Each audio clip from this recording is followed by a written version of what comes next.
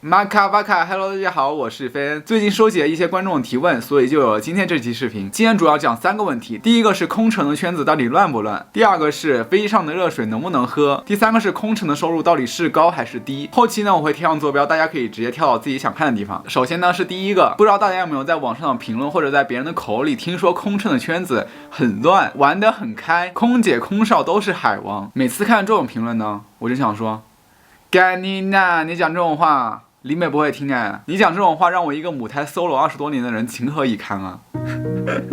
我装的。这种人就算他不做空乘，他做别的职业也会这样的。我也不知道网上的人是什么心态，就喜欢一棒子打死所有人。而且现在空乘的制服真的很容易就可以弄到，好吗？网上有多少假飞行员、假空乘啊？所以大家呢就不要被一些无良的媒体和一些人的偏见给带歪了。第二个呢就是关于飞机上的热水到底能不能喝？当然不能喝了，热水怎么能直接喝呢？热水烫嘴，要等放凉了才能喝。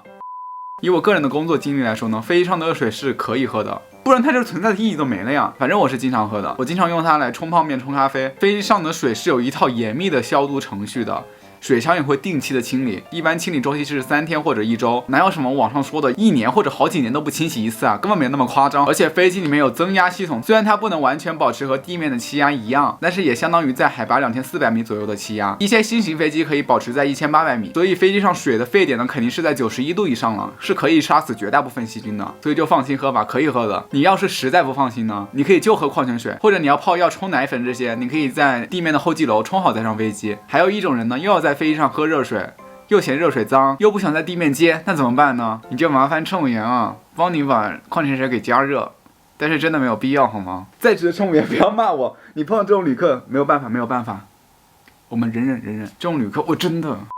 然后就是第3个问题，关于乘务员的收入。自从开始做乘务员之后呢，我的聊天记录里面就出现过以下的对话：你做空少了，听说你们工资很高有2-3万，哪有那么高？我也想有那么高，好吗？你在那边还挺好的吧？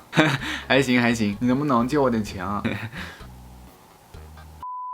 大家好像都以为空乘是高收入群体，我现在告诉你们，没有，绝对没有。空乘不算低收入，但是也绝对不算高收入。从00几年就是这个工资，到现在还是这个工资，没涨过。可能在00几年，那确实是高收入。大家是不是就以为乘务员每天穿个好看的制服，在客舱里发餐、发水玩一下就可以了？那我还真的以为你们下次一定呢。不是换一个，不准下次一定啊，不准下次一定。那我还真的以为我随便努力，我就能考上北大清华呢。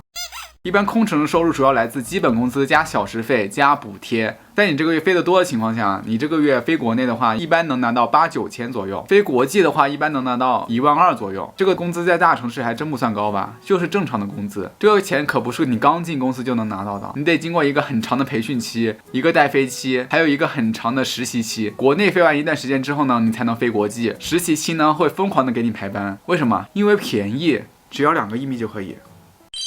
最重要的就是这个职业几乎每天都在熬夜，作息极其紊乱，这也是我最受不了的。就算在不飞，在休息的时候也会有点睡眠障碍，所以有不少乘务员在睡前都会吃褪黑素。空乘1个月大概飞90小时左右，我说的这是纯飞行时间啊，行前在公司准备单都不算的。我之前所在的城市要提前110分钟到公司9侧签到，也就是乘务员经常说的7点钟的飞机，你3点钟就要起床收拾，一直到晚上7-8点钟才到家，这中间都要保持精神体力的高度集中，这还是在不延误的情况下。国内航线你想不延误，你想得美。如果你今天再碰到一个魔鬼乘务长，那今天真的是死得很惨，别说度日如年了，度秒如年，你会感觉你做什么都是错的。然后这个职业要经常倒时差，倒时差你就会变懒，懒得出门，懒得社交，懒得思考，我的大脑会因为飞行而变迟钝，有点温水煮青蛙那味儿了。其实空乘像很多职业一样是个围城，外面的人想进来，里面的人想出去，只能看到他表面光鲜的一面。别人在觉得空乘好的时候，空乘也在羡慕别人可以正常的上下班，有法定的节假日，可以在过年过节的时候陪伴家人。我个人是觉得空乘的付出和收获不成正比，经常熬夜我就受不了，每天都很丧，然后也学不到什么东西。除非你一直做乘务员的工作，不然你想转行做其他事情是真的非常难的，你得重新开始，从头再来。不过这世上也没有什么轻松的工作，